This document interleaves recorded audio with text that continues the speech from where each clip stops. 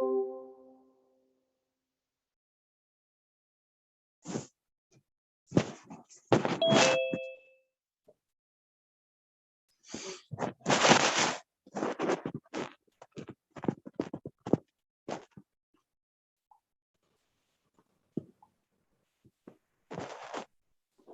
días.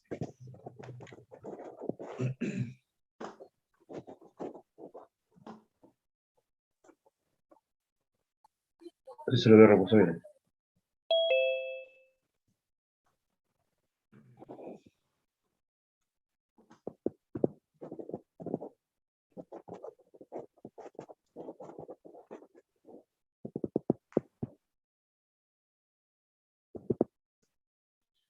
Bueno, ¿cómo venimos hasta acá? Bien, profesor. ¿Venimos bien? ¿Dudas, preguntas? De mi parte, les ha ido ¿Cómo les ha ido con Romina en las clases anteriores?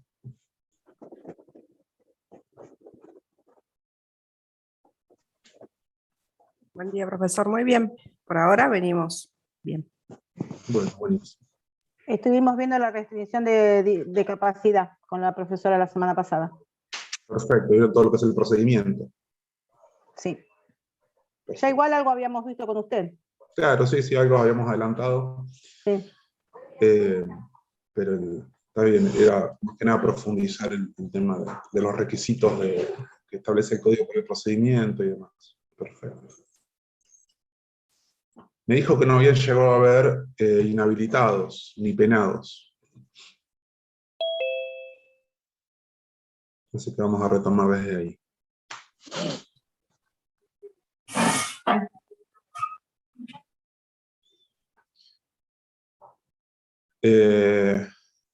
No sé si han tomado conciencia de los plazos, pero nos están quedando 2 clases nada más, antes de que empiece toda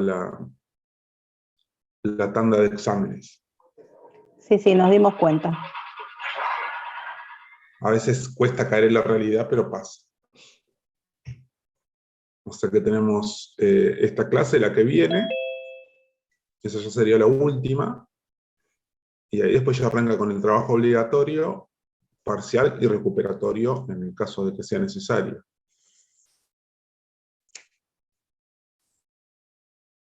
Una pregunta, el examen siempre va a ser en el día que tenemos la cursada, ¿no es cierto? Creería que sí. Creería Porque que sí. Después lo voy a confirmar. Sí, porque Sí. yo leí que era el 29 y yo en ese horario tengo justo clases de otra materia. Por la mañana. Igual, en el caso, que no, lo tendría que chequear después porque a veces el titular nos pide que unifiquemos todo en un solo día. En el caso de que sea en un día que no sea el de cursada, va a estar disponible durante todo el día el examen. Muy bien. O sea que ustedes van a tener margen para ingresar cuando puedan. Muy bien. Pero si no me falla la memoria, ya desde el cuatrimestre anterior lo habíamos implementado para que sea el día de la cursada. Como para que justamente no tengan inconvenientes. Pero nada, no lo tengo fresco ahora en la cabeza, pero creería que fue así la última vez.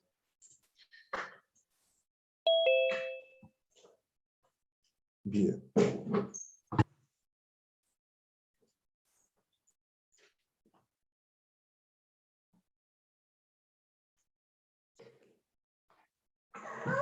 Bueno, lo que vamos a hacer, igualmente voy a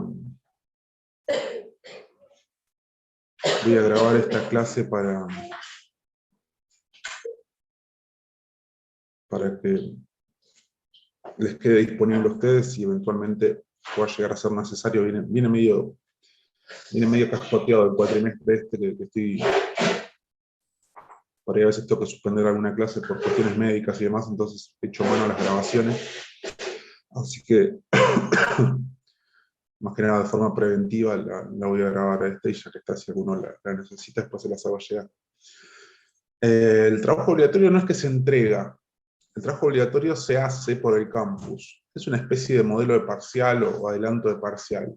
¿Sí? Se hace directamente en el campus virtual y es un múltiple choice que ustedes tienen que contestar, ¿sí? con mix de preguntas de los temas que después van a ver en el examen. Es una especie de adelanto, por eso les digo una especie de prueba del parcial. Lo que tiene de particular es que no es determinante la nota. O sea, sí es determinante el que ustedes lo hagan para mantener la regularidad. ¿Sí? ¿Qué quiero decir con esto? No es que se va a promediar después con la nota del parcial, o si les va mal tienen que recuperarlo. ¿Sí? El trabajo obligatorio simplemente tienen que hacerlo por una cuestión de requisito de regularidad. ¿Sí? Entonces, si les va mal, lo desaprueban, no pasa nada. ¿Sí? Pero es una buena forma de testear. Pero sí tienen que hacerlo. Si ustedes no lo hacen, ¿sí? Después el sistema no les toma la carga de notas del examen. ¿Sí? Entonces ustedes tienen que hacerlo, aunque sea entrar, no hacer nada o responder todo mal o una sola pregunta, no importa. Pero tienen que hacerlo. ¿Sí? Porque después al momento de ir a cargar la nota, el sistema va a tomar de ahí si hicieron o no el trabajo práctico y se responde por sí o por no. ¿Sí? No es que quede constancia en la nota, sino que queda si lo hizo o no lo hizo. La fecha es la semana que viene, no la otra. ¿Sí? O sea, cuando terminamos las clases, a la semana siguiente sería el trabajo, también mismo sistema que me preguntaban recién por el parcial, entiendo que va a ser el mismo día de la cursada. ¿Sí? Bueno, va a estar disponible de 8 a 14, una cosa así, 8 a 13, y tienen un tiempo ustedes para hacerlo. O sea, está disponible durante todo ese tiempo, pero desde el momento que ustedes ingresan, van a ver que en un costadito se les va a empezar a correr un relojito, que tiene un determinado tiempo para hacerlo. 1 hora, 2 horas, 3 horas. Después vamos ya voy a ver si para la semana que viene ya les puedo dar bien las pautas para que ya lo vayan sabiendo.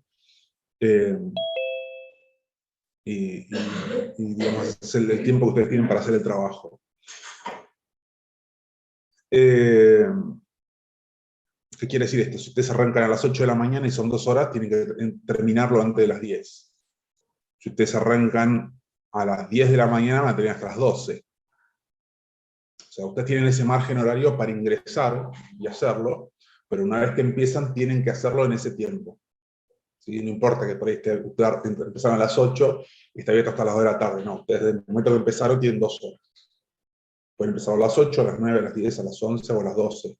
Digo, si está abierto hasta las 2 de la tarde y ustedes empiezan a la 1, van a tener una sola hora en vez de 2. Porque se corta a la 1 independientemente del tiempo que ustedes queden pendientes. Y eso son cosas que ustedes tienen que tener en cuenta para el momento de hacerlo. No sé si por ahí ya han tenido algún otro examen de esa modalidad, pero se los aclaro para que después no tengan dudas.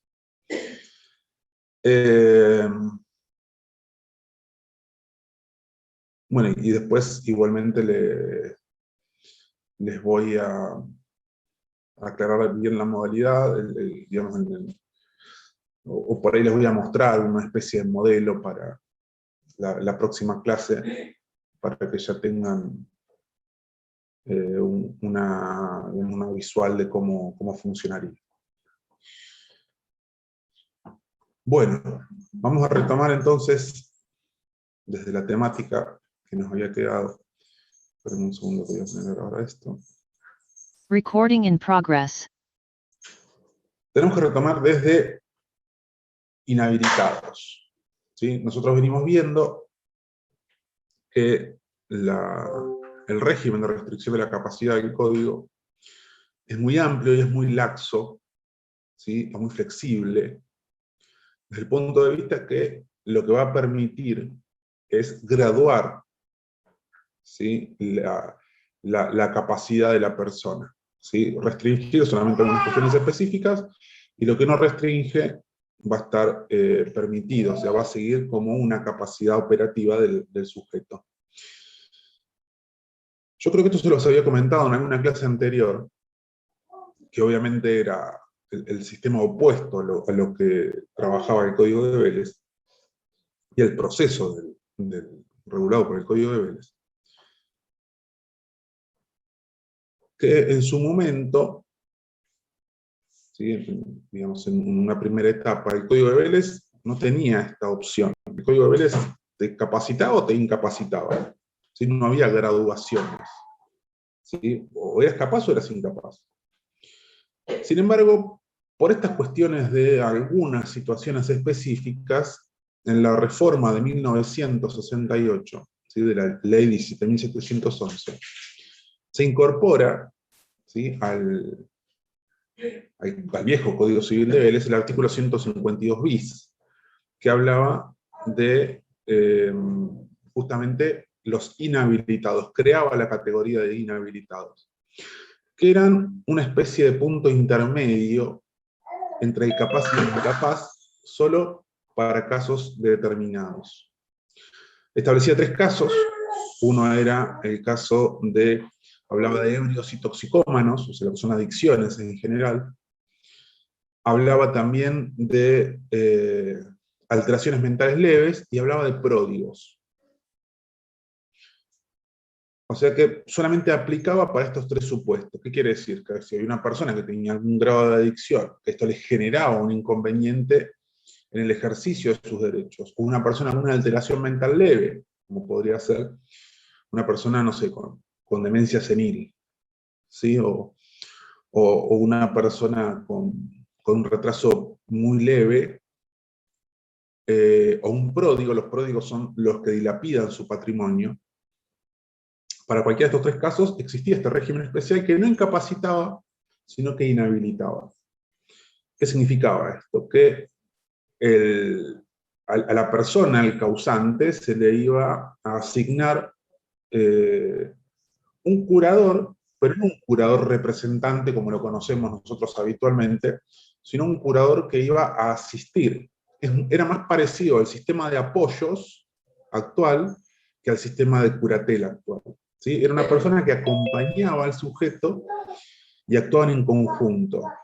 ¿Sí? Entonces, era un sistema muy excepcional y muy particular, pero que justamente venía a acompañar esa, digamos, esa deficiencia del sistema de Vélez, que era el hecho de no tener una posibilidad de graduación de la incapacidad. Entonces, se establecía este sistema, el resto era similar, o sea, había digamos, había un proceso, había que demostrarlo, tenía que ser evaluado, y la persona se la inhabilitaba. Se le designaba un curador que iba a acompañarlo, iba a asistirlo. Y en el caso de la asistencia, determinados actos iba a tener que hacerlos en compañía de ese curador. No el curador como representante, no el inhabilitado solo, sino deben ser los dos en conjunto. ¿Sí? Por eso les digo que es muy similar al sistema de apoyos actual. Y no es, digamos, no es el sistema de representación que tanto se cuestionó en el sistema de ley. Vamos al sistema actual. ¿Sí? Nueva ley de salud mental, ¿sí? Cambio de código, tenemos un sistema nuevo de determinación de la capacidad. Por lo cual ya hemos visto que las incapacidades de la persona son muy puntuales y se pueden graduar. Entonces, ¿qué quiere decir? Que si nosotros en el sistema actual podemos graduar tanto el sistema de ebrios y toxicómanos como el caso de las alteraciones mentales leves, van a pasar directamente al régimen general de incapacidades, o de determinación de la capacidad. ¿Sí? Porque ya no necesitamos de un instituto especial intermedio que no incapacite, sino que inhabilite. O sea, en realidad, dentro del régimen general tenemos las herramientas para que esos sujetos puedan tener la tutela necesaria. ¿Sí? Se les graduará la incapacidad, se determinará qué pueden hacer y qué no, y para ese caso se les asignará un curador o un apoyo, ¿sí? Según sea el caso. Nos queda colgado el caso de los pródigos. El caso de los pródigos es el único caso que subsiste como caso de inhabilitación. ¿Por qué? Porque necesita un proceso específico. El fundamento es distinto y el justificativo es diferente.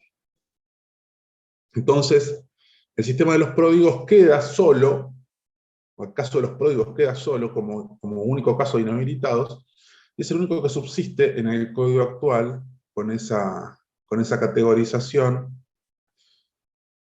Ya les digo en qué artículo. Artículo 48. ¿Sí? El artículo 48 habla de los pródigos específicamente como único caso de inhabilitados. ¿Sí? Si ustedes se fijan, en el código tenemos como único parágrafo, acá terminaba el tema de la incapacidad, ¿sí? Del procedimiento de la incapacidad. El 48 habla de los inhabilitados, fíjense este parágrafo quinto habla de inhabilitados, y el único caso que está como inhabilitados es los pródigos. Y dice el 48 que pueden ser inhabilitados quienes por la prodigalidad en la gestión de sus bienes expongan a su cónyuge conviviente o a sus hijos menores de edad con discapacidad a la pérdida del patrimonio. Acá el fundamento es el resguardo familiar del patrimonio. ¿Sí? Acá lo que estamos tratando de evitar es que la persona dilapide, despilfarre su patrimonio.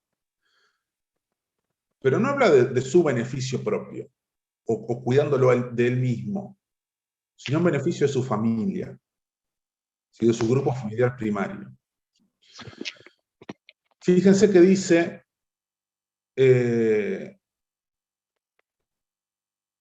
bueno, es amplio en cuanto a lo que es persona con discapacidad, ¿sí? Lo amplía un poco y no solamente se restringe a las cuestiones declaradas judicialmente.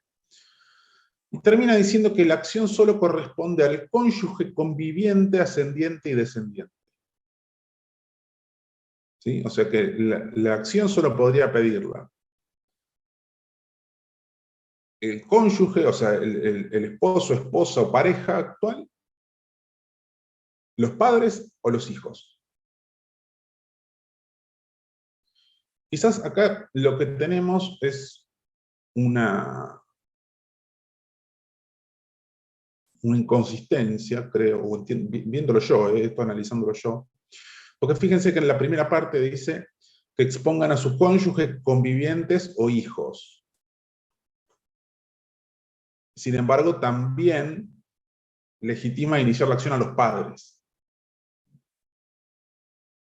Entonces quizás podría, porque si piensan los padres es porque está pensando en un deber de asistencia a los padres. Entonces quizás también podría hablar de una tutela a los padres en el caso de ser necesario, digo, pensando en voz alta. No lo dice el código, pero tal vez podría haber sido.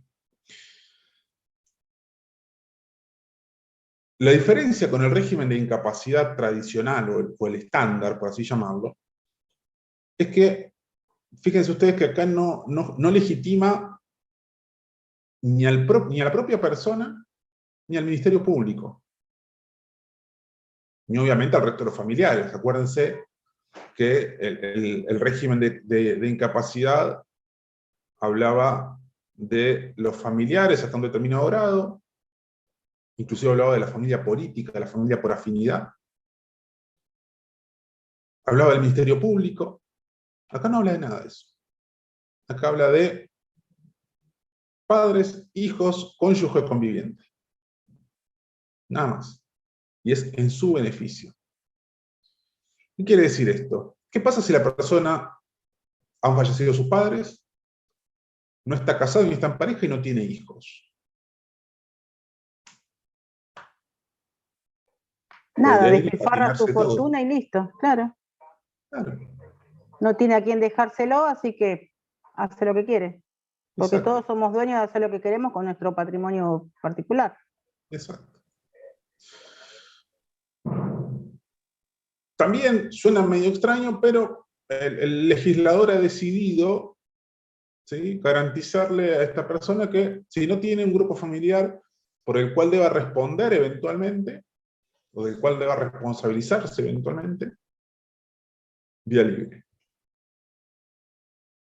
Casino de Mar del Plata, negro el 11, pleno, todo lo que tengo, y si se pierde, se pierde.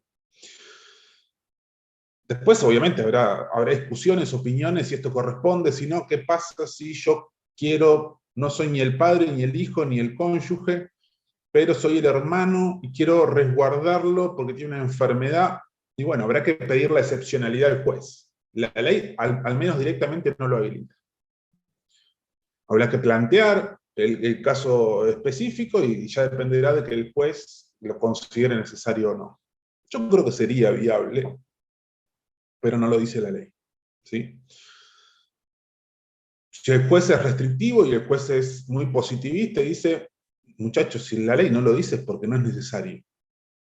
¿Sí? Salvo que haya un caso de extrema gravedad o muy excepcional, si la ley no lo dice es porque no se puede. Y punto. Y el juez podría cerrar la ventana ahí. Pero ya es una cuestión de discusión del caso particular, la regla es, no puede. En cuanto a los efectos de la inhabilitación, ¿sí? Dice que importa la designación de un apoyo, una persona que lo asista. Dice que debe asistir al inhabilitado en el otorgamiento de actos de disposición entre vivos y los demás actos que el juez fije en la sentencia. Después el resto es igual. ¿Sí? Se lo va a evaluar, el juez va a determinar qué puede y qué no, para qué necesita apoyo, qué va a hacer ese apoyo. Muy similar a lo que es el régimen general de determinación de la capacidad. Y la inhabilitación cesa, al igual que el sistema de determinación de la capacidad, por un nuevo proceso en donde se demuestre que la persona ya puede administrar y disponer de sus bienes por sí sola. ¿Sí? Nuevo proceso, nueva evaluación, nueva sentencia judicial, al igual que el régimen general. Y termina diciendo el artículo 50 que si el restablecimiento no es total, el juez puede ampliar la nómina de actos que la persona puede realizar por sí o con apoyo. O sea, quizás en la modificación no es que te habilite totalmente, sino que, bueno, te permito hacer algunos actos más. Hay discrecionalidad, al igual que en el régimen general. Y el otro caso, también específico, es el caso de los penados. ¿Sí? Las personas con condena penal mayor a 3 años, no es que se inhabilitan, sino que van a perder la capacidad de ejercicio para determinados actos. Espérenme que se los busco, se los leo.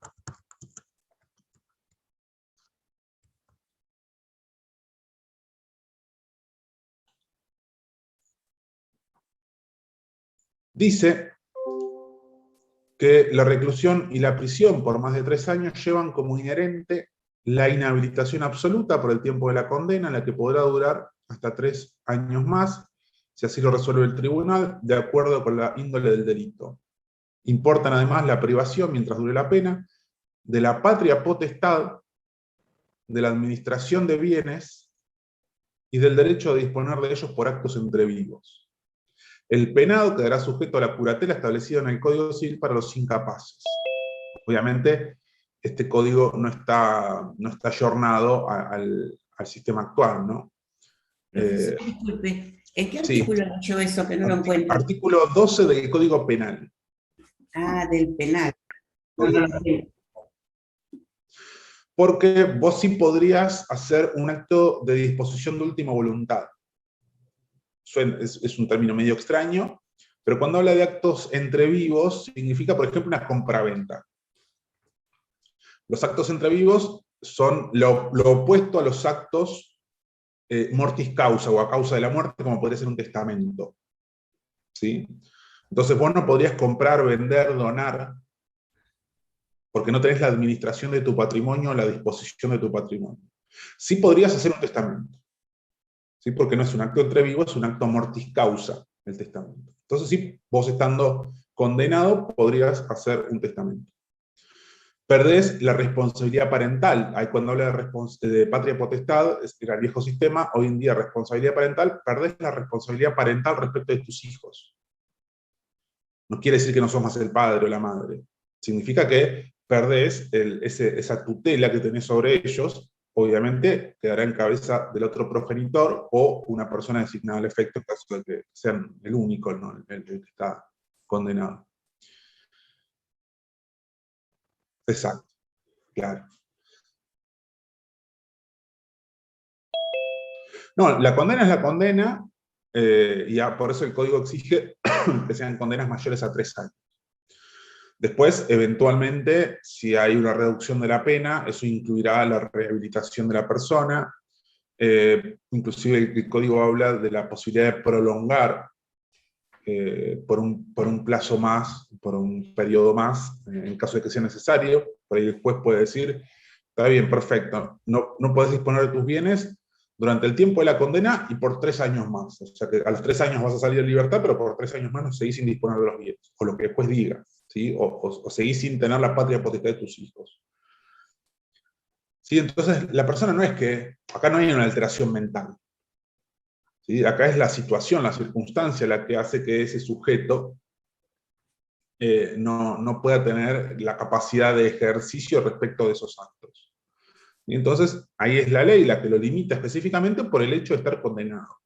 Cuando hablamos de condena, hablamos de condena firme.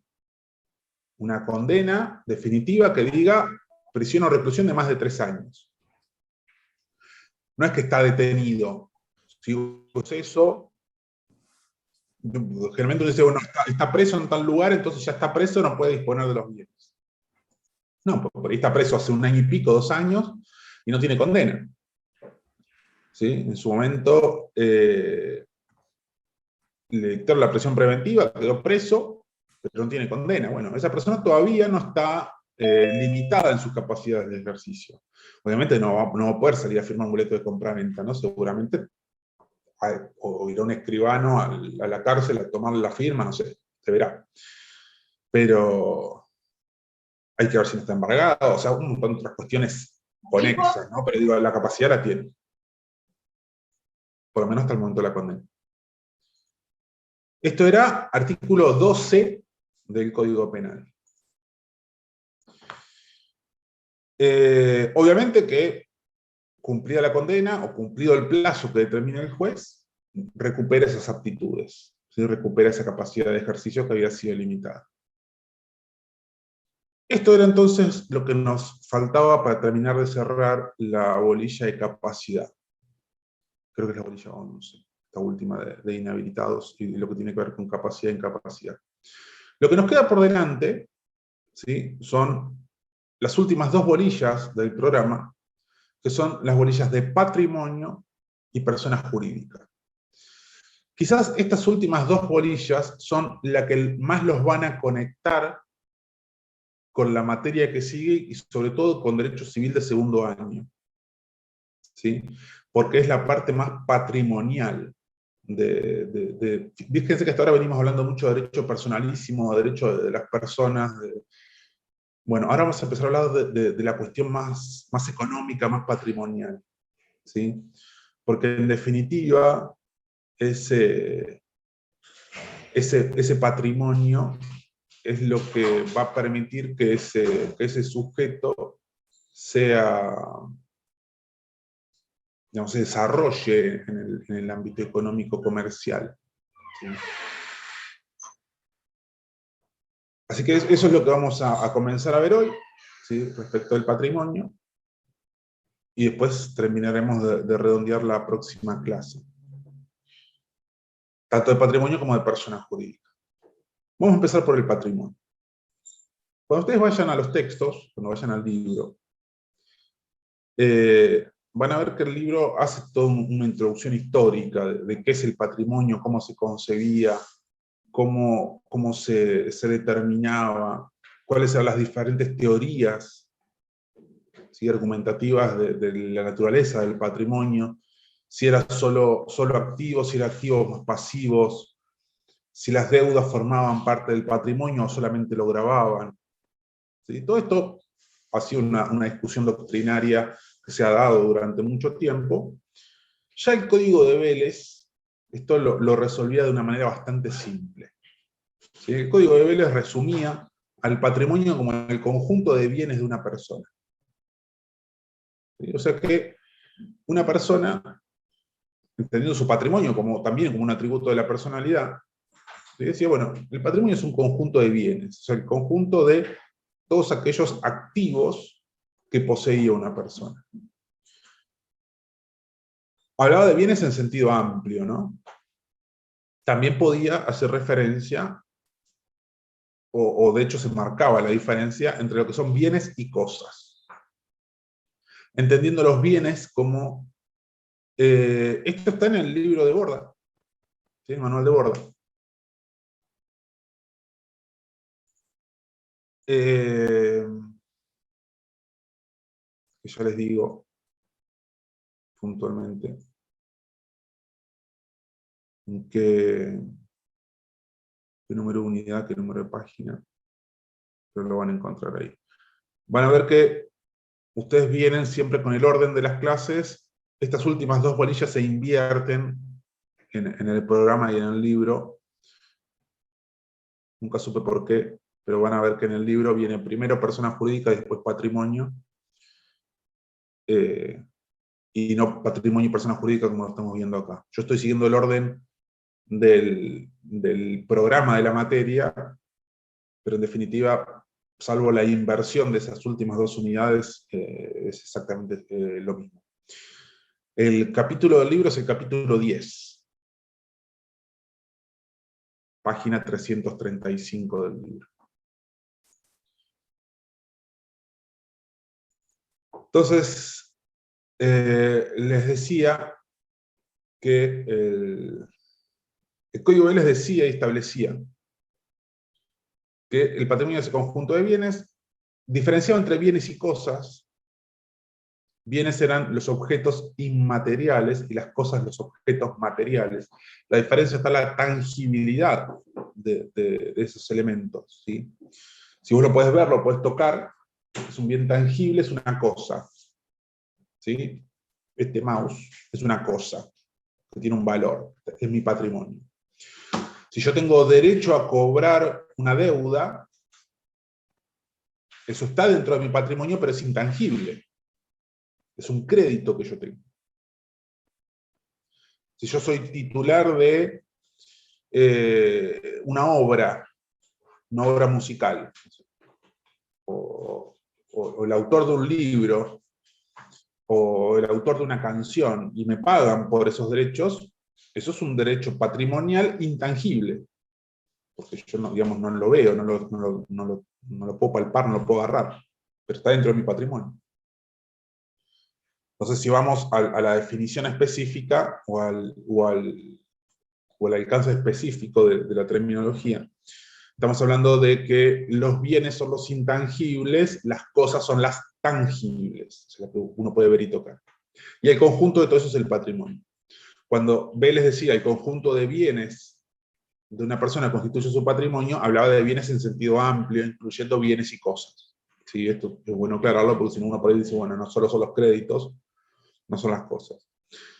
En esa definición, ¿sí?, que daba Vélez, hablaba de los dos, o sea, hablaba de bienes en sentido amplio, incluyendo bienes y cosas en el sentido que nosotros estamos explicando ahora. Históricamente, ¿sí?, siempre la persona ha sido titular de un solo patrimonio. Cada persona tiene un único patrimonio, ¿sí?, que es el patrimonio propio, que va a estar constituido por esos bienes y esas cosas, que eventualmente puede estar grabado por deudas. ¿Sí? Hay una regla general que ustedes tienen que comprender ahora y que les va a servir para toda la carrera, que es que el patrimonio de una persona es la garantía de nuestros acreedores. ¿Qué quiere decir? Si yo tengo acreedores, la garantía de mis acreedores es todo mi patrimonio. La función de mi patrimonio es garantizar el crédito a mis acreedores. Esto, paréntesis, ¿sí?, pero como para que ustedes lo entiendan, significa que cuando yo soy garante de alguien, lo soy con todo mi patrimonio. Si yo me constituyo como fiador, como garante de alguien, significa que todo mi patrimonio está a disposición de ese acreedor. ¿Por qué aclaro esto? ¿Alguien alguna vez fue garante en un contrato, en un crédito de una tercera persona, en un contrato de alquiler? ¿O conocen la figura, por lo menos, de...? Sí, profe. Sí. Bueno, sí, muchas veces hoy en día se constituyen fiadores solo manifestando que lo van a hacer con sus ingresos mensuales, con su sueldo. Digo, la forma tradicional es decir, bueno, yo soy garante de ese inquilino, ¿sí? Mi hijo se va a vivir solo, y para alquilar su primer departamento le piden que traiga un garante, un fiador. En realidad la figura del garante no existe, se llama fiador, jurídicamente se llama fiador. Me piden que traiga ese fiador, ¿sí? Para justamente garantizar que si yo no pago, lo hará el fiador. Y es práctica común decir, bueno, vos tenés que traer un garante propietario, un fiador que tenga una propiedad inmueble a su nombre. Entonces, ahí es donde aparece el tío o el padre con la escritura, con la fotocopia de la escritura, tiene que ir a la escribanía o a la inmobiliaria a firmar el contrato de alquiler como fiador o garante. Se van a pedir los informes, se va a acreditar la titularidad, y el contrato de alquiler va a decir fulanito, ¿sí? El tío Cacho o el padre del inquilino va a ser su garante, su fiador, poniendo a disposición o manifestando ser titular del inmueble tal domicilio, tales datos y demás. Entonces uno dice, bueno, yo puse en garantía mi casa. ¿Sí? Y eventualmente, si fulanito no paga el contrato de alquiler, me van a venir a cobrar, me van a ejecutar la casa. Pero resulta que a los 6 meses, el garante vendió la casa. Porque esa casa no es que queda embargada, queda hipotecada. No, o sea, la casa, ese contrato de alquiler no se inscribe en ningún lado. ¿Sí? No es que se bloquea el dominio en el registro de la propiedad y uno sale de la escribanía de firmar o de la inmobiliaria y va y lo vende. Lo puede vender. Es una formalidad simplemente para yo demostrarle al dueño que me está alquilando que la persona esta tiene bienes a su nombre y podrá responder con esos bienes, pero si esa persona mañana vende ese bien, va a ser insolvente también. O peor, dice, bueno, yo vendo esta casa, había puesto la casa de la costa, una casa familiar, ¿sí? Que me había quedado a mí en la repartición de la herencia, que no la usaba, digo, bueno, le pongo esto de garantía al pibe para que pueda alquilar, total, está a la venta, después yo calladito la boca fui y la vendí y listo. Te digo, el día de mañana si el pibe no paga, yo ya vendí la casa, que es lo único que había puesto en garantía. Ese chico deja de pagar el alquiler. Logró la pandemia, perdió trabajo, no pudo pagar el alquiler. El dueño del departamento alquilado va a ejecutar esa deuda. Obviamente va a ir contra el pibe no tiene un centavo, va contra el garante. El garante citado, que recibe la notificación, dice, más si, total, yo ya vendí la casa, que siga adelante el juicio, total, ya no está mi nombre, se la cobre en Amagoya.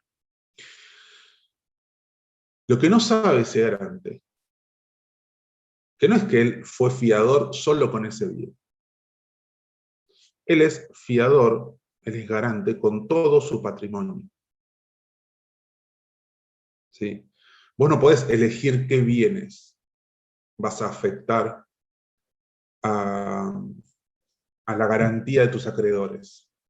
¿Sí? Déjenme que yo se los voy a buscar en el código para que se quede bien claro, porque este es un error muy común.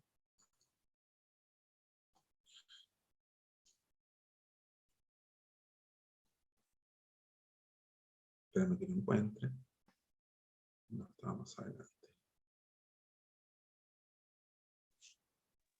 Sería como que el fiador, al firmar el contrato como garante, reconoce que puede haber una deuda. Es que de hecho él se pone en la fila. ¿Eh? El garante se pone en la fila, si no le cobras al inquilino, me vas a cobrar a mí. Es un reconocimiento de deuda. Sí.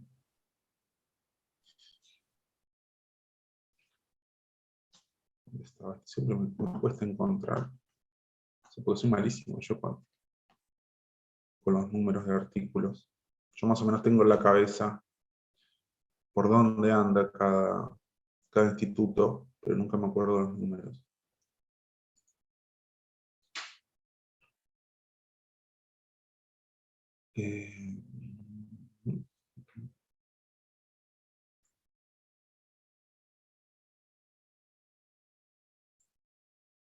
Estaba buscando ahí. Era antes, por eso no lo encontraba. Me acuerdo que era 200 y algo, pero era más al principio.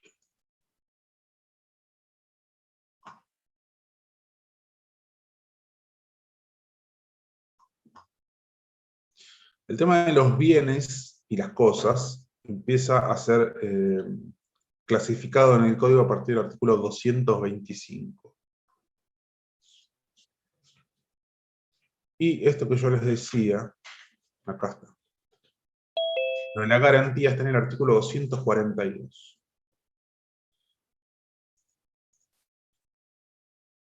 ¿Qué nos dice el 242?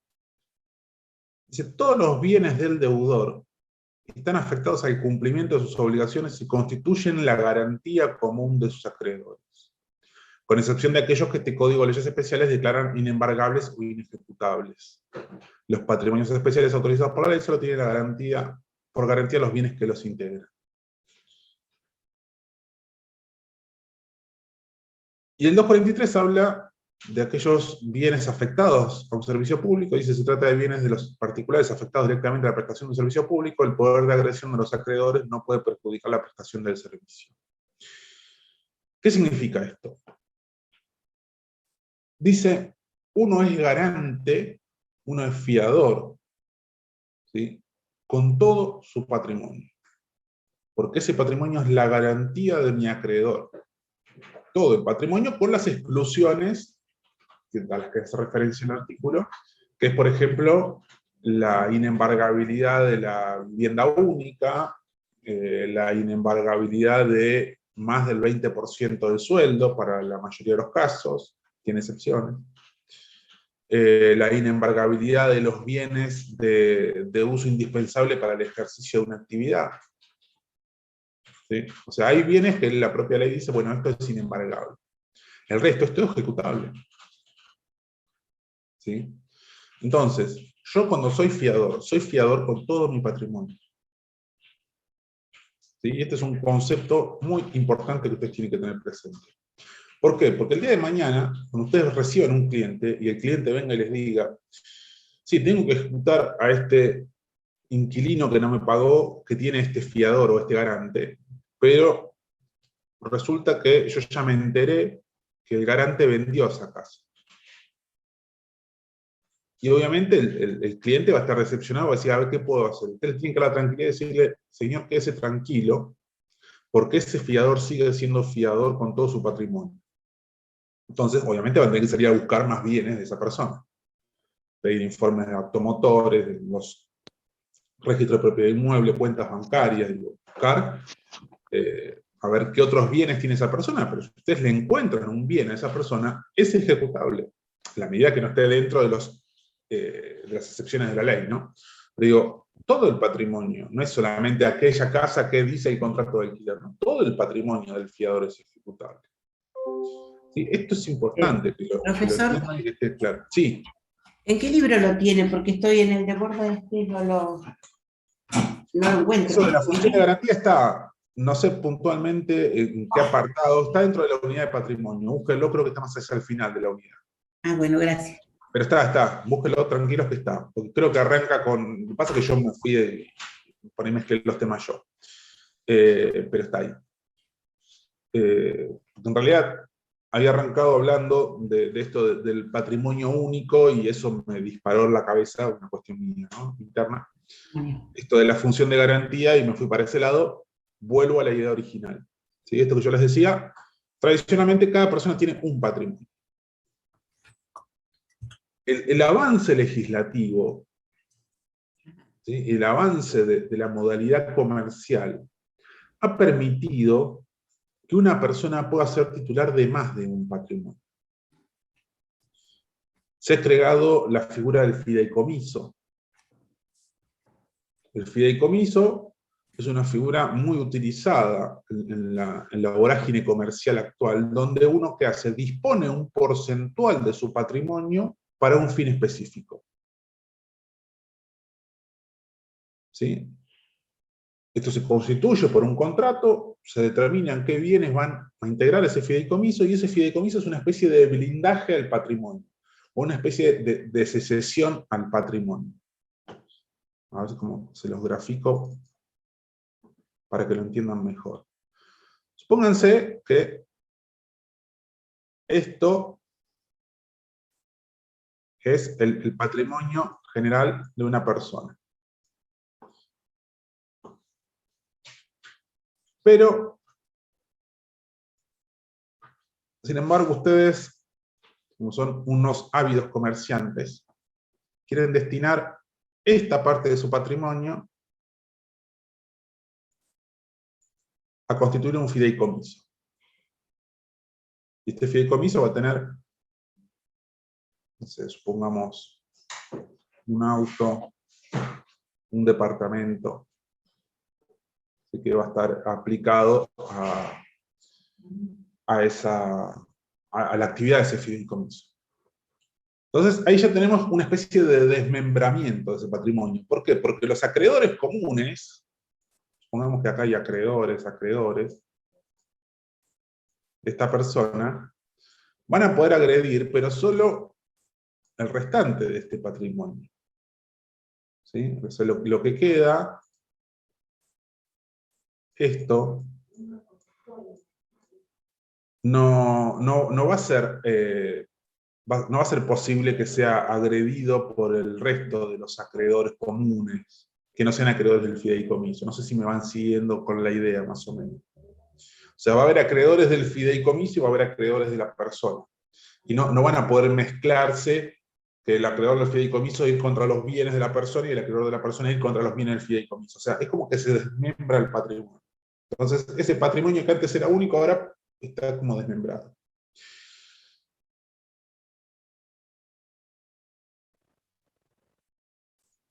Pero piensen ustedes que a su vez,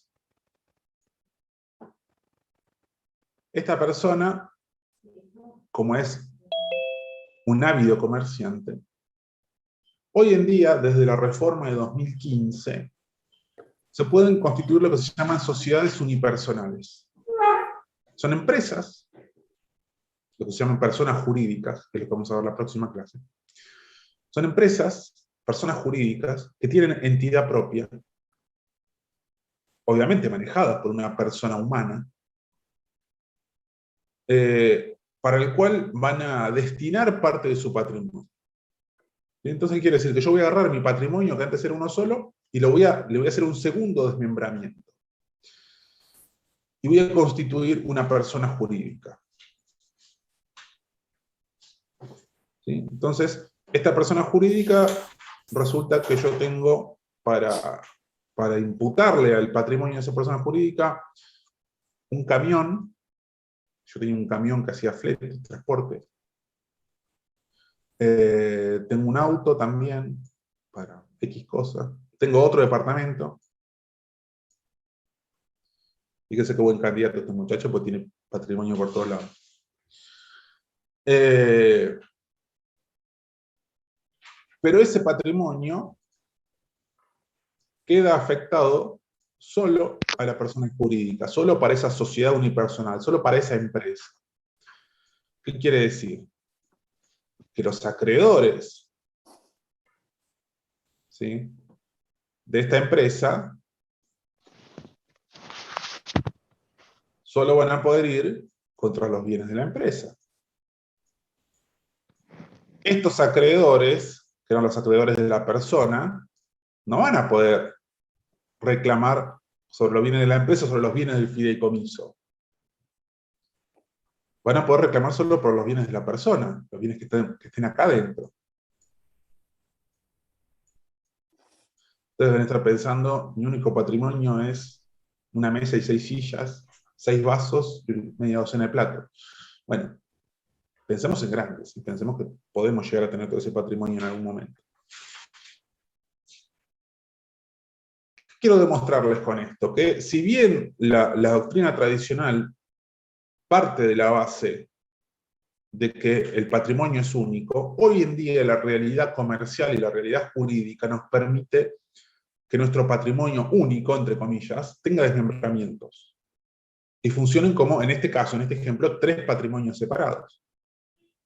En definitiva, los voy a administrar todo yo, porque yo soy el administrador del fideicomiso, yo soy el gerente de la empresa, pero lo que estoy haciendo, lo que estoy logrando es poder separar patrimonios para que no es una cuestión de garantía, de seguridad jurídica. Yo invierto con la empresa y si me va mal, no voy a perder mis bienes personales, mi casa donde yo vivo. A lo sumo perderé el departamento ese que había asignado a la empresa. ¿Sí? Si al fideicomiso le va mal, bueno, se perderán los bienes que yo había asignado al fideicomiso, no mis bienes personales. Esa es la posibilidad, y también tiene mucho que ver con la función, ¿no?, de la persona jurídica. Después, sí, dale. No, en casos se puede mover como una empresa. No es una empresa. O sea, no tiene la categoría de persona jurídica, pero funciona de manera muy similar. O sea, por lo menos en estos aspectos, ¿no?, de la separación de patrimonios, de la asignación de una finalidad específica. El caso de las construcciones de edificios se basan en la figura del fideicomiso. Alguien pone a disposición un terreno donde se construye un departamento que se va a transformar en 50 departamentos, cuando era solo un terreno, y figura bajo la figura del fideicomiso, o trabaja o se construye, después se transforma en lo que es la propiedad horizontal y la división de todas las unidades funcionales y demás, pero en un principio es una unidad separada del patrimonio de alguien que lo destinó para ese fin. Lo que quiero decir es que ese patrimonio, ¿sí?, va a tener esa particularidad. ¿Sí? Entonces eso es lo que tenemos que ir identificando. Bien. ¿Me van siguiendo más o menos con la idea? ¿Sí? ¿Se va entendiendo lo que voy diciendo o es medio chino básico? Sí, profe, se entiende. Entiende bien. Perfecto. Entonces, esa idea tradicional del patrimonio, no, todos tenemos un único patrimonio, como que se va haciendo cada vez más endeble, ¿sí? O desde la práctica estamos viendo cómo va siendo operativo. Van a seguir encontrando los libros que cada persona tiene un patrimonio. Pero ustedes ya tienen que ir sabiendo, no les tiene que sonar raro, que esa persona puede darle un destino específico a cada parte de su patrimonio utilizando estas figuras jurídicas modernas. ¿Sí? Entonces, la regla general es cada persona tiene un solo patrimonio. Después aparecen estas situaciones que están ahí en esos grises, que dependen un poco del funcionamiento de los nuevos institutos jurídicos.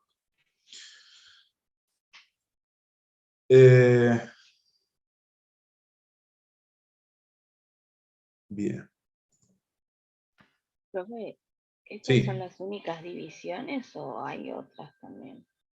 No, también puede aparecer el caso de las sucesiones, que también lo van a encontrar mencionado en el libro.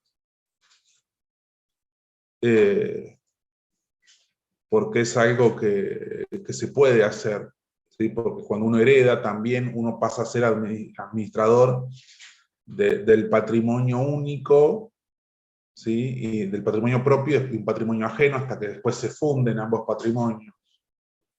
¿Sí? O sea, y los casos que van a ir surgiendo, ¿no? Esto es una cuestión muy, muy particular. Bien. Una consulta, profesor. Sí.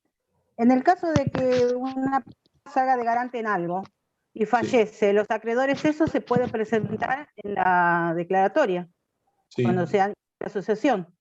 Como Y ahí acreedores se del cobra- causante, claro. Claro, se cobran la deuda de todo el acervo hereditario. Exacto. Sí, sí, sí. Gracias. Sí, porque ustedes, siguiendo este mismo razonamiento, ustedes piensen, una persona tiene su patrimonio que hace de garantía de sus acreedores. Esa persona fallece.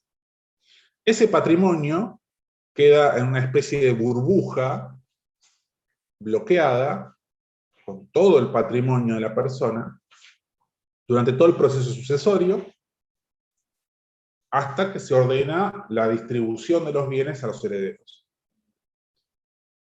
En el mejor de los casos puede tardar entre 6 meses y 1 año, o mucho más. Todo depende, digamos, de la rapidez con la que se muevan los herederos. Durante todo ese proceso, esa burbuja de bienes que constituye el patrimonio de la persona fallecida, sigue siendo la garantía de los acreedores del fallecido. Por eso es que los acreedores del fallecido tienen preferencia para cobrarse de esos bienes, inclusive antes que los herederos. ¿Sí? Primero se van a cobrar los acreedores, tienen que aparecer y presentarse en la sucesión y demás, pero van a cobrar primero todos los acreedores y lo que sobra se lo van a entregar a los herederos. Y si no sobra nada, ajo y agua. Que pasa. ¿Sí? Muchas veces pasa.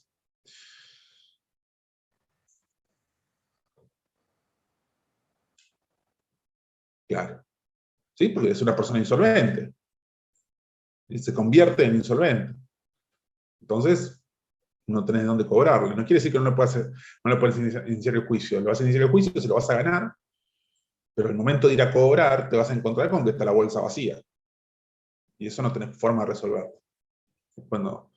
Cuando veamos, cuando ustedes vean el próximo cuatrimestre teoría de los hechos y actos jurídicos, se van a encontrar con que esto ocurre.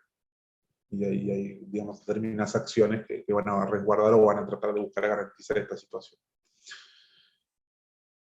Bien. Así como hablábamos recién del patrimonio como este conjunto de bienes y cosas, ¿sí? Tangibles o intangibles. Y como nosotros ya veníamos hablando en clases anteriores de los derechos personalísimos, ¿sí? de los sujetos, de la persona humana, estos derechos van a formar parte de los derechos patrimoniales de una nueva categoría. ¿Sí? Los derechos patrimoniales excluyen a los derechos personalísimos, porque los derechos personalísimos no tienen contenido económico, los derechos patrimoniales sí. Y esos derechos patrimoniales,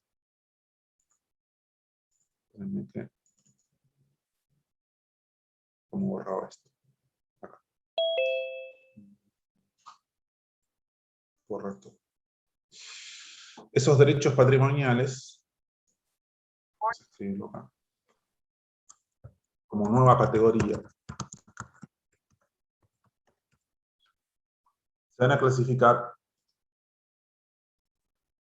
en 3 tipos. En lo que se llaman derechos personales, no personalísimos, personales. Vamos a aclararlo.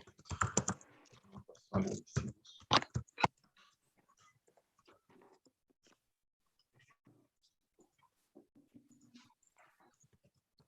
Derechos reales.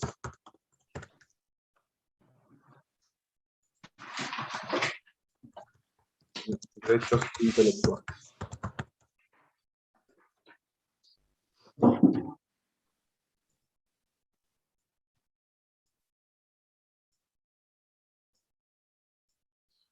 Son las 3 categorías de derechos patrimoniales con las que cuenta la persona humana.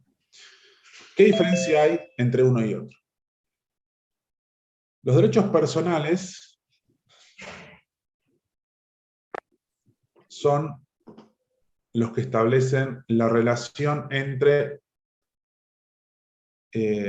un sujeto, una prestación y otro sujeto. Ahora lo explico. Los derechos reales establecen la relación, o regulan la relación que existe entre un sujeto y una cosa. Y los derechos intelectuales entre un sujeto y una creación intelectual. Creación.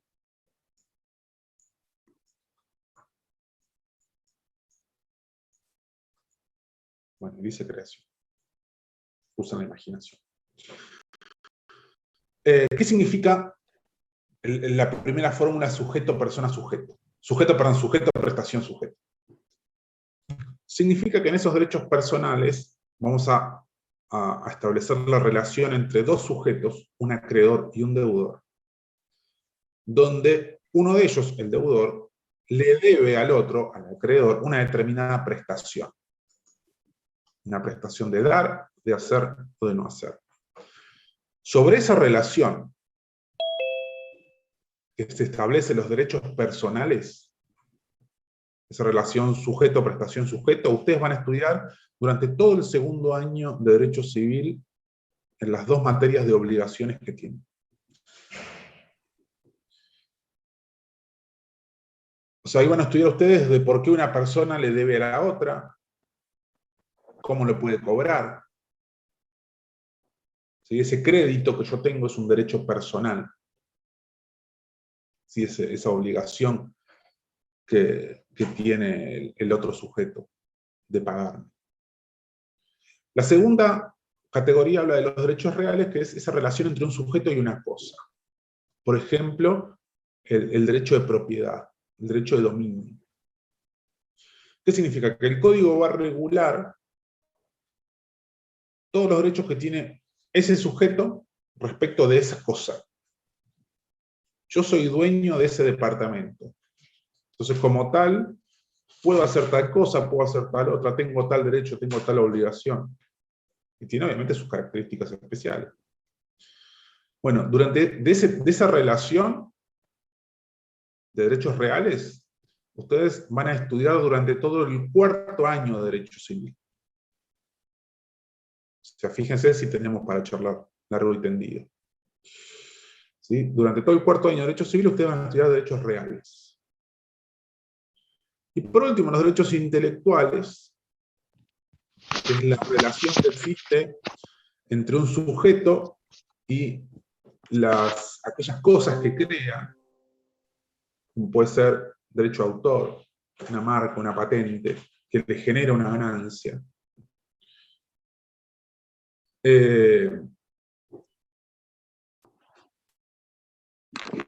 sería una especie de subespecie, ¿no? de ese derecho real, porque en definitiva es un bien más. La diferencia es que no es una cosa, por eso no lo ponemos dentro de la categoría de derechos reales, porque si hablamos de derechos reales, hablamos de cosas, porque res, en latín, es cosa.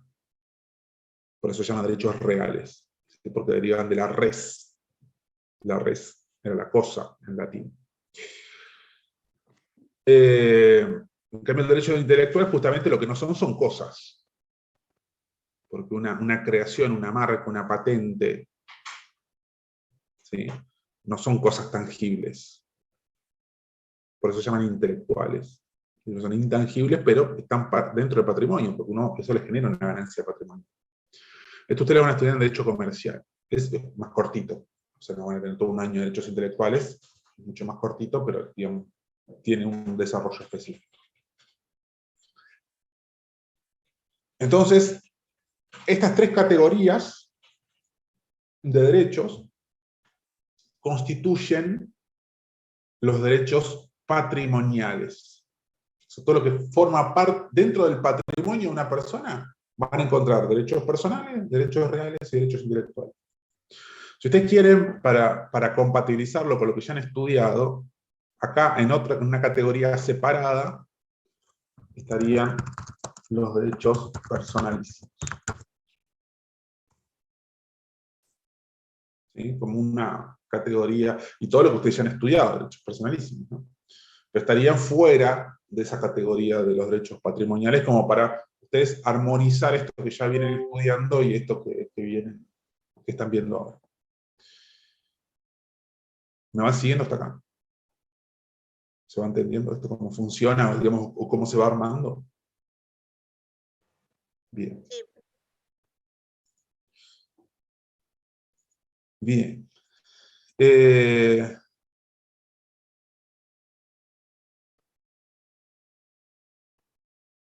Vamos a ver ahora cómo clasifica el código a las cosas.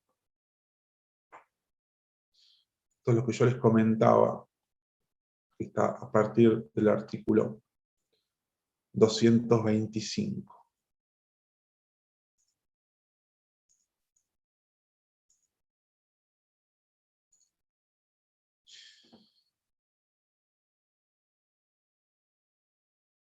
El código de Bell es, por ahí era un poco más extenso en cuanto a las clasificaciones, pero más o menos el código actual sigue la misma línea y va a ser mucha referencia a lo que decía ya el código de Bell en casos muy específicos. La primera gran clasificación que hay es entre cosas muebles y cosas inmuebles. Dice el 225 que son inmuebles por su naturaleza el suelo, las cosas incorporadas a él de manera orgánica y las que se encuentran bajo el suelo sin el hecho del hombre. O sea, ese inmueble por naturaleza es lo que en el comercio, en la práctica diaria, se conoce como bienes inmuebles, que son los terrenos. Uno generalmente, también por una cuestión de un error conceptual, obviamente nadie tiene por qué saberlo, pero uno piensa en el inmueble como en la construcción, en la casa, en el departamento, ¿sí? En las paredes, en el techo, en la ventana. Pero la realidad es que el inmueble es el suelo, ¿sí? El terreno, el lote, ¿sí? Porque lo que nosotros conocemos como la construcción es lo que el 226 determina como inmueble por accesión. Dice que son las cosas muebles, o sea, lo que se puede mover, pero que se encuentran inmovilizadas por su adhesión física al suelo, con carácter perdurable. O sea, todo aquello que está adherido al suelo es parte del inmueble, pero por accesión, no es por naturaleza. Y dice, en este caso, los muebles forman un todo con el inmueble y no pueden ser objeto de un derecho separado sin la voluntad del propietario. Y quiere decir que si yo vendo mi terreno, lo estoy vendiendo con todo lo que tiene adentro. Si yo vendo mi inmueble, mi lote, mi terreno, lo estoy vendiendo con todo lo que está construido arriba. Salvo, no sé, que me hablen de una premoldeada que la puedo sacar y me la llevo. Pero no es lo habitual. Es cuando se dice que es todo lo puesto y plantado en la propiedad. Claro, exacto. Es exactamente esa misma idea. ¿Sí? Entonces,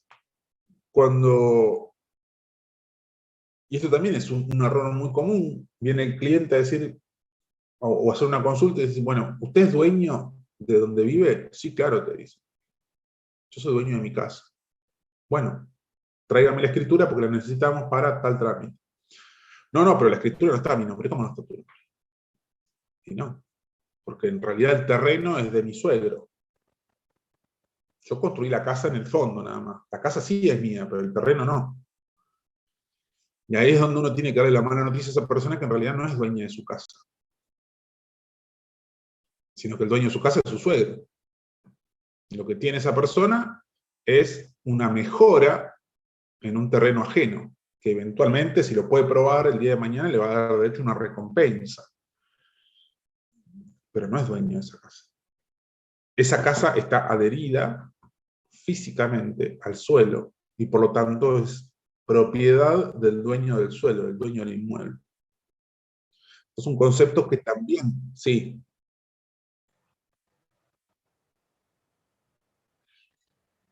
Porque en definitiva se está beneficiando por la mejora, porque a causa de esa mejora el inmueble vale más.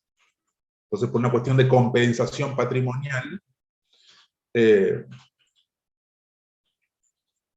como en definitiva la mejora patrimonial es para el dueño del suelo, por así llamarlo, del inmueble, tiene la obligación de compensar, porque si no se estaría enriqueciendo incausadamente. Podría, sí, claro. Sí, podría también. Obviamente, esto va a depender de cómo se generó la relación y cómo llegaron a esa circunstancia, ¿no? La realidad es que hay muchas situaciones dominiales donde es todo muy desprolijo y está la construcción de la construcción de la construcción, y termina siendo una nada misma y es todo confuso, pero bueno, pensando en lo que sería una situación regular, o medianamente regular, o regularizable. Profe, Sí, dijo que si no sería un enriquecimiento por sin causa, enriquecimiento sin causa. que no es lo mismo que enriquecimiento ilícito, que es un delito penal. Ok. Enriquecimiento sin causa es una figura del derecho civil donde lo que se determina es que alguien se queda con bienes, digamos, incausadamente. Incausadamente significa que no tiene un origen lícito. O sea, vos no tenías por qué tener eso, y te lo estás quedando. Y está aumentando tu patrimonio. Cuando ustedes en segundo año vean las causas de las obligaciones, van a ver que hace referencia a esto, a cómo se originan esos derechos en esa persona.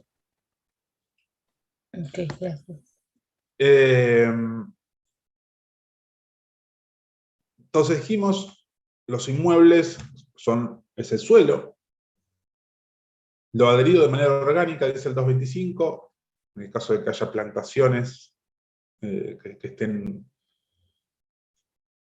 digamos, dentro de ese perímetro, o lo que está bajo el suelo sin el hecho del hombre. Podrían ser minerales en el caso que estén excluidos y no se rijan por el derecho minero específicamente.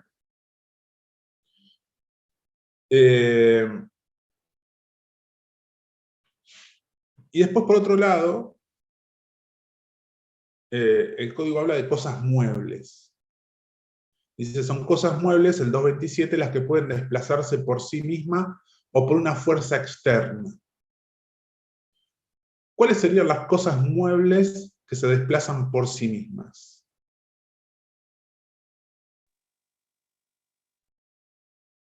¿Qué se imagina? Los autos. Un automóvil, Los muebles de un la casa. animal, ganado.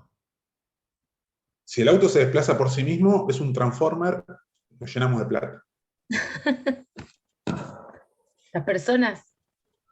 No, así Los que animales. persona es una ¿Se cosa. refiere a lo que uno puede tener dentro de un espacio?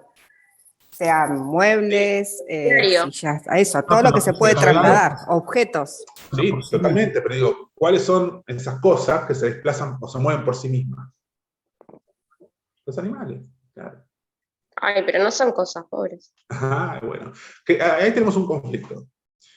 Ahí tenemos un conflicto porque para el derecho civil patrimonial, que es esto que estamos estudiando ahora, los animales siguen siendo cosas. Hay una corriente jurídica muy fuerte que viene trabajando hace ya unos cuantos años, donde vienen pregonando por el reconocimiento de los animales como personas no humanas. Y como tal, el reconocimiento, o digamos, el quitarlos de esa categoría de cosas. Está muy verde todavía esto, aunque si bien ya se han conseguido un montón de cuestiones, un montón de derechos a favor de los animales, como el maltrato, y un montón de otras situaciones más, pero hay una corriente en ascenso que habla de los derechos de los animales. ¿Sí? Bueno, una vez que eso se consolide, va a haber que retocar toda esta parte del derecho civil patrimonial, justamente para excluir a los animales, o por lo menos aclarar cuál es el alcance. Esto, hasta el día de hoy, los animales son cosas, y forman parte de mi patrimonio.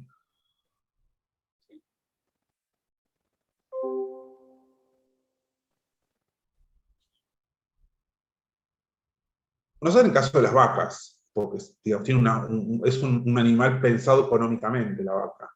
¿Sí? Yo creo que el caso de los derechos de los animales, hace referencia o está apuntado a lo que es la explotación masiva, la explotación antinatural, como sería, digamos, bueno, sí, podría darse en el caso de las vacas también, cuando son incorporadas a esos procesos de aceleración de producción y demás, que muchas veces hay agrupaciones que se encargan de cuestionar digamos, la funcionalidad y digamos, el maltrato al que se lleva a esos animales para hacerlos producir más. Pero bueno, vuelvo a decir lo mismo, esto es una corriente que está en ascenso, que todavía está verde, ¿sí? Está en proceso de desarrollo, no está consolidada. Yo creo que en algún momento esto se va a dar. Y va a haber, no digo, no sé en el corto plazo, no hablo de tiempo, de 5, 10, 15, 20 años o 2 meses. Pero yo creo que va a haber un retoque jurídico respecto a los animales en este aspecto. Por ahora los animales siguen siendo cosas, forman parte del patrimonio de las personas. Profe, Sí. ahora como dice, se consideran cosas, ¿no? Y son el patrimonio de la persona, o sea, te divorcias y podrían reclamarte, no sé, al perro, por ejemplo. Sí. Hay conflictos enormes en los procesos de divorcio por las mascotas. Sí, sí, sí. Justamente, muchas veces argumentando un poco de cada cosa. Son bienes, entran dentro de la división, o forman parte del núcleo afectivo de esa pareja, y ha habido casos muy excepcionales, ¿no? Pero que se han planteado regímenes de visita respecto de mascotas, como si fueran un hijo. Son situaciones excepcionalísimas que no están reguladas en ningún lado, pero hay jueces que han permitido discutir jurídicamente estas cuestiones. Así que es algo para estar atento. Por ahora, vuelvo a decir lo mismo, está verde, pero es algo que está en ascenso. Bien. Cosas inmuebles, cosas muebles. Obviamente el resto de las cosas muebles es todo lo que nosotros imaginamos que se puede mover, trasladar, silla, mesa, el auto mismo. ¿Por qué le decía lo del auto? Porque el auto no se mueve por sí mismo. Si uno no se sube y aprieta el acelerador, gira la llave, el auto no arranca, o sea que depende del accionar humano. ¿Sí? Un auto que se mueve por sí mismo, ya les digo, o era el viejo auto fantástico, o es un Transformer. Las únicas cosas que se mueven por sí mismas hoy en día son los animales. Otra categoría que plantea el código es la de cosas divisibles e indivisibles. Dice el 228 que son cosas divisibles las que pueden ser divididas en porciones reales, en porciones físicas, sin ser destruidas, cada una de las cuales forma un todo homogéneo y análogo tanto a las otras partes como a la cosa misma. Las cosas no pueden ser divididas si su fraccionamiento convierte en antieconómico su uso y aprovechamiento. ¿Qué quiere decir esto? Si vos tenés objetos, cosas, que podés fraccionar, es una cosa divisible. Si eso no se puede fraccionar sin que se pierda su utilidad, o su valor, o su funcionalidad, significa que es indivisible. Ustedes van a decir, ¿para qué estamos estudiando? Porque bueno, el día de mañana ustedes van a estudiar que cuando el objeto de la obligación sea un bien indivisible, no se puede cumplir parcialmente. Ahora, cuando el objeto de la obligación es un bien divisible, se puede cumplir parcialmente. Por ejemplo, el caso típico de una cosa divisible es el dinero. El dinero es una cosa divisible. No físicamente, pero sí representativamente. Quiere decir, yo no voy a agarrar un billete, lo parto a la mitad de un billete de 1000 y son 2 billetes de 500, no. Pero representativamente se puede fraccionar, ¿sí? Y puedo lograr que siga manteniendo su valor, su funcionalidad. Un auto no se puede fraccionar, no se puede dividir. ¿Sí? Una mesa no se puede dividir, un sillón no se puede dividir. Entonces son cosas indivisibles, porque si yo las divido, pierden su valor. Generalmente todo lo que es divisible es aquello que se puede cuantificar, que se puede contar en cantidades. Si yo tengo lotes de cosas por unidad de medida o por peso, yo lo puedo dividir. Si yo tengo una tonelada de trigo, y es fraccionable, es decir, es divisible. ¿Sí? Si yo tengo un grano de trigo, es indivisible. ¿Sí? Es hacer ese razonamiento mental, como para entender por dónde va cada cosa. Otra clasificación es... Sí.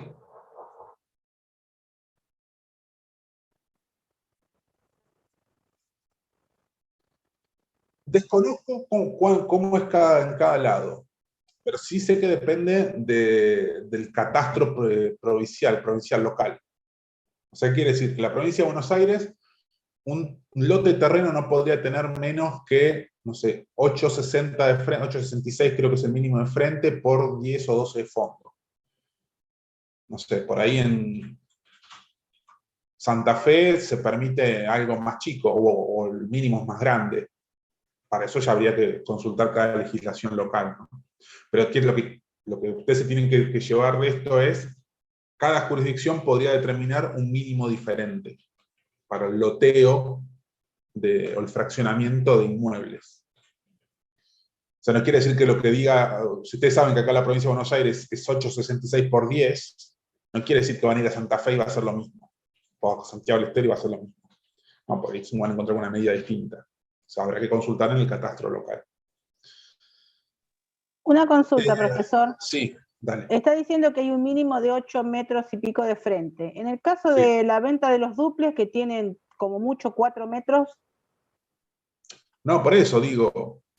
Lo que pasa es que muchas veces los dúplex están subdivididos como propiedad horizontal. Ajá. Forman todas partes de un... No estoy diciendo, la verdad que desconozco las reglas catastrales. Sé que un número estándar chico de terrenos es de 8,66 de frente. Pero no sé si ese es el mínimo puntualmente. Me parece, no estoy seguro, pero me parece que en el caso de los dúplex, que son muy angostitos, están subdivididos internamente como propiedad horizontal, pero en realidad el inmueble es uno solo. Ah, muy bien.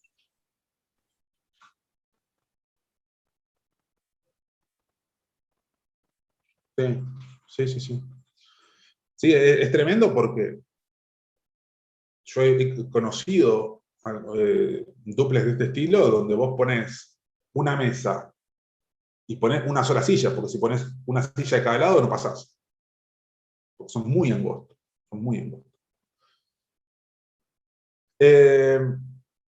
Otra clasificación es la de cosas principales y accesorias. ¿Sí? Las cosas principales son las que pueden existir por sí mismas, dice el 229.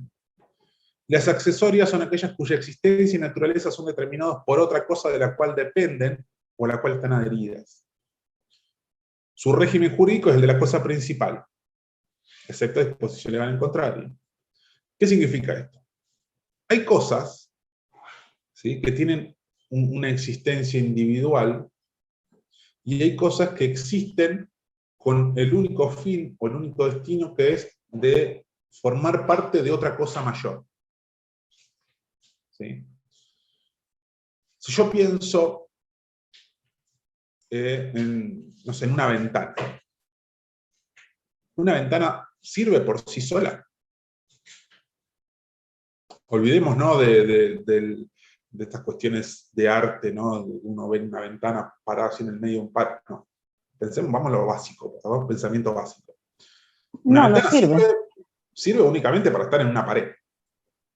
¿Sí? Una puerta sirve para entrar y salir, o sea, para atravesar un muro, ya sea divisorio interno o hacia el exterior. Entonces, esas son cosas accesorias, que forman después un todo, un ladrillo. ¿Para qué un ladrillo?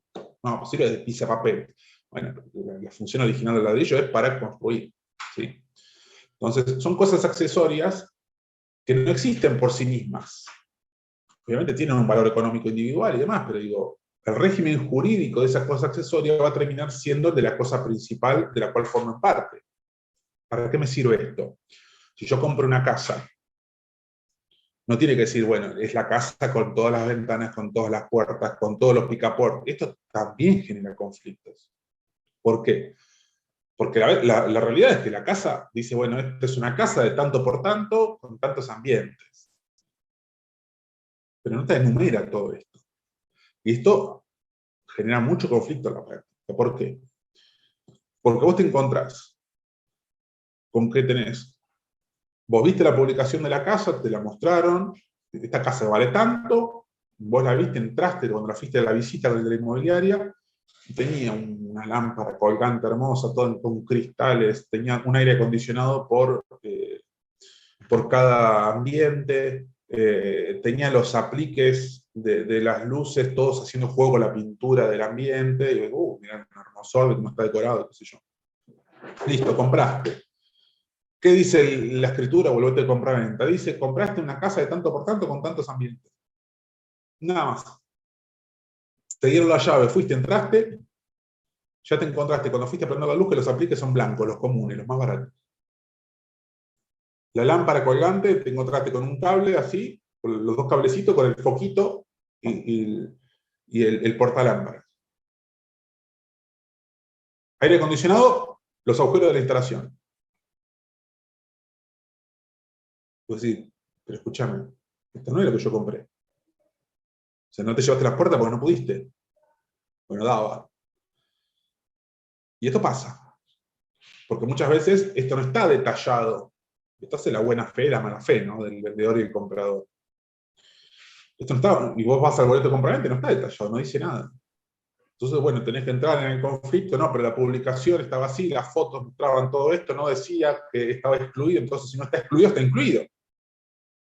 ¿Por qué? Porque son cosas accesorias que hacen a la cosa principal. Por eso es importante determinar la característica de cosa accesoria y de cosa principal. Otra categoría, cosas consumibles, artículo 231. Dice, son cosas consumibles aquellas cuya existencia termina con el primer uso. El alimento. Una manzana es una cosa consumible. Son cosas no consumibles las que no dejan de existir por el primer uso que ella se hace, aunque sean susceptibles de consumirse o deteriorarse después de un tiempo. Una silla, una mesa, la ropa. ¿Sí? O sea, la ropa es un bien no consumible porque no se agota con el primer uso. Depende. Si justo te lo compraste desde la pandemia y después tuviste que salir después de la pandemia y engordaste, no te entra más, eso es un problema que no tiene que ver con la ropa, es un problema tuyo.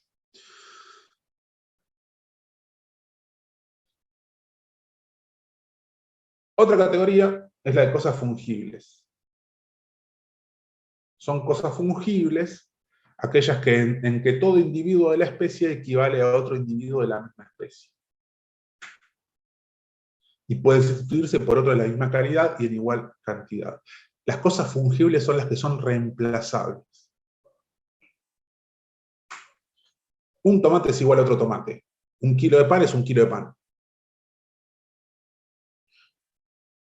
Este mouse de la computadora es igual a otro mouse de computadora, salvo que tenga una característica especial.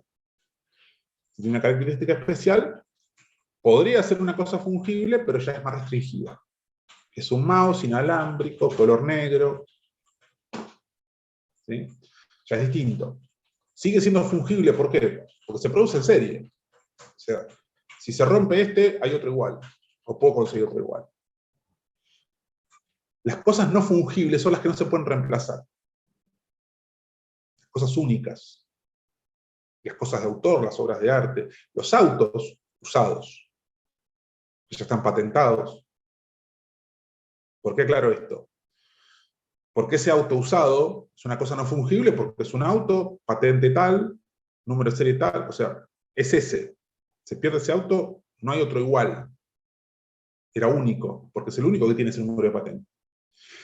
Ahora, si yo fui a comprar un 0 kilómetro y quiero comprar un auto Volkswagen Gol blanco, modelo tal, con tal característica, no es un único auto. ¿Por qué? Porque la fábrica lo produce en serie. Resulta que voy a retirar el auto, no está, voy a retirar el de la concesionaria, vieron que siempre tiene 10.000 excusas, te dicen, mirá, justo el auto que estaba asignado para vos, justo ese venía en el transporte, lo traían por barco, y el barco frenó de golpe, se deslizó por la proa y se cayó al agua. Perdimos tu auto. Entonces, ahí es más complicado. ¿Sí? ¿Por qué? Porque no te pueden decir, era ese auto o no, ningún otro. Y dame otro, si yo, hasta ahora no está individualizado, no está ni patentado ni nada. O sea, es un auto más, es un Gol blanco, punto. ¿Sí? Entonces, de eso se trata. Si el objeto es reemplazable por otro igual, de la misma calidad, de la misma especie, es fungible. Y la última categoría es la que se da en frutos y productos. La última clasificación.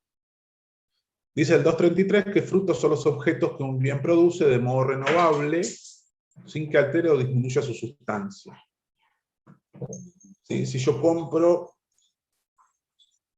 10 hectáreas de campo, y resulta que hay plantaciones silvestres, digo, ahora se van a dar cuenta porque aclaro silvestres, significa que eso que está ahí es mío. Y todo lo que produce es mío. ¿Sí? Porque lo produce solo y se renueva continuamente. Dice que frutos naturales son los espontáneos de la naturaleza, esto que estábamos diciendo. Frutos industriales son los que se producen por la industria del hombre o la cultura de la tierra. O sea, si yo fui y planté esos árboles frutales, ya no es un fruto natural, es un fruto industrial, porque tiene trabajo del hombre.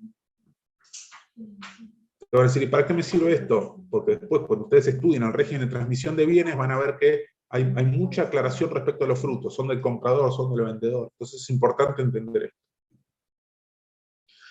Las remuneraciones del trabajo se asimilan a los frutos civiles. Me salté el anterior. Dice que frutos civiles son las rentas que una cosa produce. Por ejemplo, los alquileres. Los alquileres son un fruto civil de un inmueble. Y las remuneraciones del trabajo se asimilan a los frutos civiles. O sea, alquileres, fruto civil, sueldos, fruto civil. Te van a decir, ¿para qué me sirve saber esto? Si ustedes van a la parte de familia del código, donde habla del régimen de comunidad de bienes, el régimen ganancial del matrimonio, dice que los frutos civiles son gananciales. Por ejemplo. Conclusión, sepan, si ustedes cobran un alquiler, ustedes tienen un departamento propio que heredaron, y cobran los alquileres, bueno, el departamento es propio, es de ustedes solos, pero los alquileres son gananciales. Si ustedes trabajan, su sueldo es un bien ganancial. Quiero escuchar, cada uno va y le dice a su esposo o su esposa, mi amor, hoy el profesor me dijo que el sueldo es un bien ganancial, acá está tu 50%. O el 100%, ya eso le decía cada uno de ustedes, ¿no? Pero, por eso es importante identificar esto, porque el código después se va a referir a esto como un fruto civil, un fruto asimilable a un fruto civil. Y productos, por último, son los objetos no renovables que separados o sacados de la cosa alteran o disminuyen su sustancia. Por ejemplo, todo lo que es la explotación mineral. La explotación mineral son productos. ¿Por qué? Porque vos las extraes y después no es renovable. O sea, no vuelve a crecer el mineral una vez que vos lo extraes. Entonces no son frutos, son productos. Y por último dice que los frutos... Sí. Son frutos naturales o industriales, según si se reproducen por sí o por la intervención del hombre. O sea, esto tiene que ver con lo que hablábamos antes, cuando el hombre fomenta la reproducción por medios artificiales, será un fruto industrial. Si es una reproducción silvestre de animales que están en ese campo porque están, serán frutos naturales. Pero son frutos, porque son productos de las cosas, son frutos de las cosas. En este caso de los animales. Y por lo último que dice el código al respecto, que son los bienes fuera del comercio, los que no se pueden negociar, los que no se pueden comerciar. Que después, la próxima clase vamos a ver, ahora lo que sigue, que son los bienes con relación a las personas, que hay muchos bienes que están fuera del comercio porque son del Estado. Y entonces los privados no pueden negociar con esos bienes.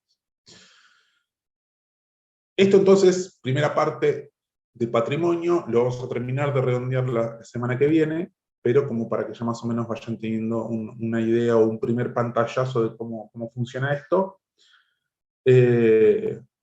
Cuando vayan al libro van a encontrar que hay algunos de estos temas que están mucho más desarrollados, pero por lo que hemos visto hoy ya lo van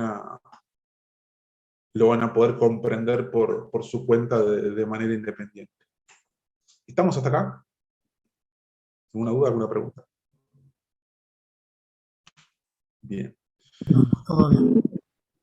Perfecto, chicos. Entonces, si no hay dudas, no hay preguntas, Hasta la semana que Recording viene, stopped. profe. los libero por hoy. Nos vemos la próxima semana. Buena semana. Igualmente, Muchas Gracias, profesor. Gracias, profe. Buena semana. chicos. Profe. Gracias. Gracias, profe. gracias, profe.